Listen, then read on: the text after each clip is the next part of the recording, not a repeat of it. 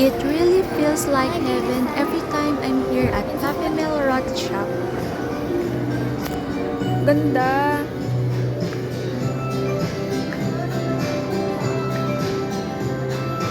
Ganda!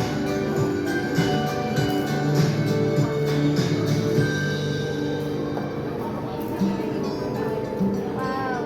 Tingin ka ate. Ayan na pencil holder. Wow. Wow. Gaganda. Gaganda.